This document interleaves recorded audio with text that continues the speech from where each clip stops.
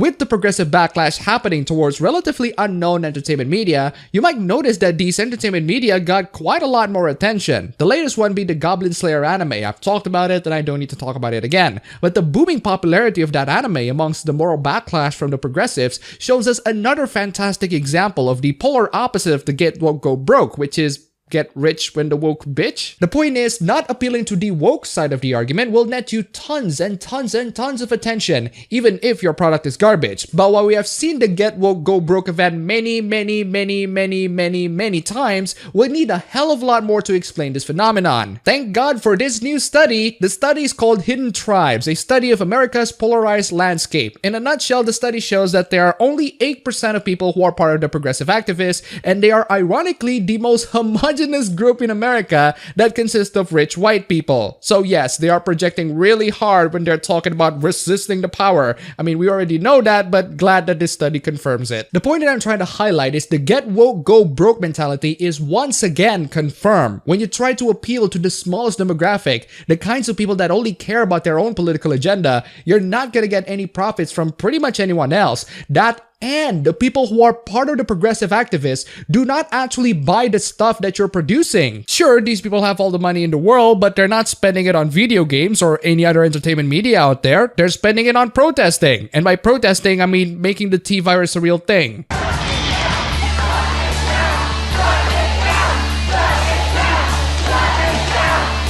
But despite being a minority of the population, the progressives not only have a much bigger voice, but they're also the most influential. All of these big media outlets making hot takes on your favorite entertainment media, they're mostly occupied by progressives, and they're the ones who are reacting the most towards highly problematic elements in your favorite entertainment media. And nothing escapes the reach of the progressives. Even the most niche of entertainment media will get to their reach, and they're gonna complain and complain and complain. And thanks to big corporations being uninformed, they're on the mindset that what journalists think automatically equals what the audiences think, because they're supposed to be the consumer advocate, right? They're the voice of the consumers, right? That sort of mindset hasn't died down. In fact, it's getting a lot worse actually. Companies are still listening to the progressive activists because they're incredibly rich and influential. At this very moment, the best thing that you can do to help the Western entertainment media in general is just to let it die. You need to explore new things that are beyond your comfort zone. And yes, that includes anime. It is impossible to convince the Western entertainment media to change, but it is possible to convince future artists and creators to not cave in to the demands of these lunatics. And I do mean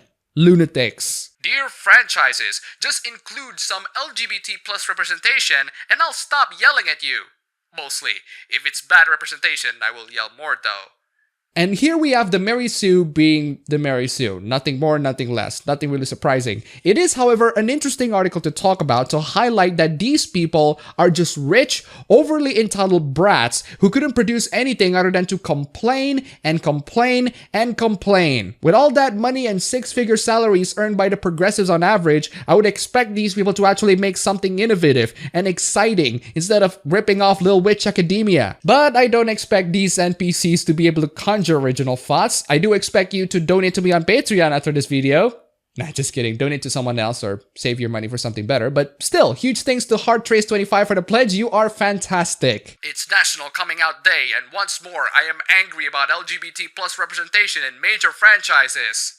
Ah, yes, Mary Sue. It just so happens to be National Coming Out Day, which means that you can take free pot shots at the most popular franchises and demand them to make your ships canon. This article is about representation, but it's also mostly about the writer begging people to make her OTP canon, as if the shipping culture isn't cancerous enough. Is there such a thing as too much talk of LGBT plus representation? Nope, not at all, because I'm trying to think about seeing myself reflected in any major franchise film, and I'm drawing a serious blank. Just to further confirm that representation means nothing more than a bunch of yanderes asking for the entertainment industry senpai to notice them. And by yanderes, I mean 3D. As in, not 2D. As in, zero sex appeal. The writer then went on to talk about the LGBT representation in franchise films. The first one is Fantastic Beasts because, of course, these people are so damn strongly tied to Harry Potter like a Siamese twin under the lasso of truth. The writer complains that her Dumbledore-Grindelwald pairing on the film is not done as well as her fanfiction or something along those lines. I don't really know what the writer is talking about. I haven't been paying attention to Harry Potter really. I'm gonna walk through 3 franchises to look at their missed opportunities and explain why it's wrong to continue to treat LGBT plus fans as an afterthought. All of these franchises could have easily included LGBT plus characters by now, and yet none of them do, despite many of them containing characters who are not straight in other materials. In 2018, the exclusion is borderline absurd and dangerous to say the least. You know, the big difference between me criticizing entertainment media and progressives criticizing entertainment media is they make it as if their criticisms absolutely have to be complied to, otherwise it's the end of the world. Dangerous to say the least, huh? Writer, fiction not having your favorite characters gay is not the end of the world. Chill. You know what is? Your ideology infecting millions more. Do I have to show you that again? Maybe with a more familiar theme song? Let's start with the DCU, namely Wonder Woman, which, despite featuring a canonical bisexual lead character, deflects any attempt at LGBT plus representation in the same way Diana deflects bullets. The DCU sucked in general, and Wonder Woman is the only good thing that came out of it, and even then it wasn't that great. No amount of gay can fix that, writer. Diana literally comes out of an island with all women, and yet we do not see a single same-sex couple among them. If I say that they are, would you squeal like a fangirl? Yay! Finally, my wank fiction is canon! Diana even seems baffled by the concept of marriage, just to drive home that the Amazons do not appear to have any romantic or sexual lives outside of training for battle. It's almost like being isolated from the rest of the world would lead you into not knowing the basic concepts of human interaction. She could have even made a passing reference to having a former girlfriend, not to titillate Steve or the audience, but to establish that she is bisexual. Okay, stop. Let's be real here, writer. It does titillate the audiences, and most importantly, it does titillate you. Marvel, which has been tap dancing around LGBT plus representation for 10 years and 20 films, is just now promising that the characters are coming in the future. Eventually, because 10 years and 20 films wasn't a long enough wait. Oh, writer, I feel so bad that you have to keep waiting for Marvel to do the things that you want, just like anyone else that want more important things than you. It doesn't have to be Steve Rogers, though I would like it a great deal if he and Sam Wilson kissed and held hands. I would like it because my fanfiction is canon now. No. Not worth it. At this point in time, Marvel has made more money than God, so if they suddenly included a subplot about an established hero being queer, it wouldn't necessarily take away from the box office draw. Ooh, sounds like a gamble. You wanna bet? In fact, it might actually garner an even bigger gross, because if Marvel has learned anything in the last couple of years, it's that people pay for representation.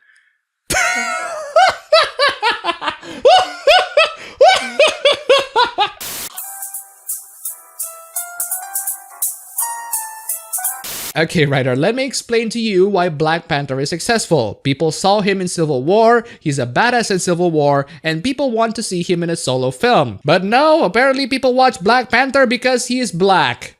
What are you, racist? Worse still is that Marvel actively engages in queerbaiting by continuing to play along with the fandom's desire for LGBT plus representation and then shutting it down when it could possibly be confirmed. They're engaging in toxic behavior that turns desire for representation into a joke. That's inherently wrong and cruel to their audience.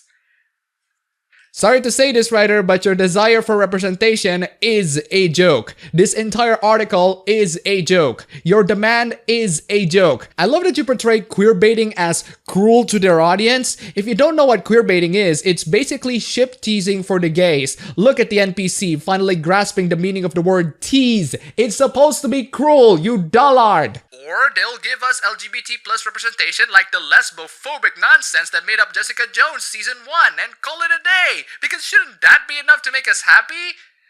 I have no idea what you're talking about, writer, because Jessica Jones depicts lesbian relationships realistically, and by that I mean extremely abusive. Spoiler alert, bad representation sucks.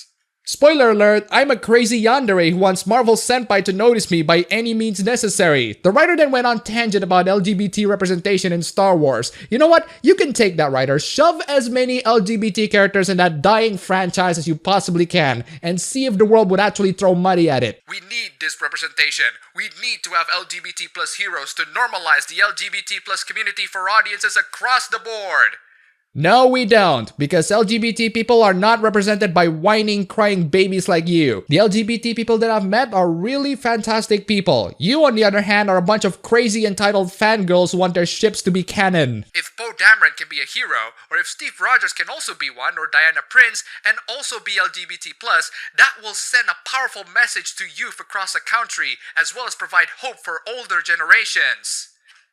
I see that the writer wants fiction to do the parenting work. It matters on a moral level. The constant exclusion of LGBT plus characters is a direct political statement about how these studios value their conservative audiences more than they do taking a stand. And that, ladies and gentlemen, is the punchline of this entire article. It's a direct political statement about how these studios value their conservative audiences more than they do taking a stand. Well, writer, these big-name studios absolutely love money. And how are they gonna get money? By appealing to anyone else other than you. In other words, anyone to the right of you. You might notice that there are lots of them. And this is assuming that the writer's assertion is true. If anything, the studio is trying to take a stand. The writer is just way too whiny about it. Oh, you included these things that I said that you should include 5 years ago. No, that's not enough. I need more. What was it that they say again? Give them an inch and they'll take a mile? The fact that in 2018 we are still writing these pieces is absurd. I know, right? You should probably write about something else, like, I don't know, Greek spears.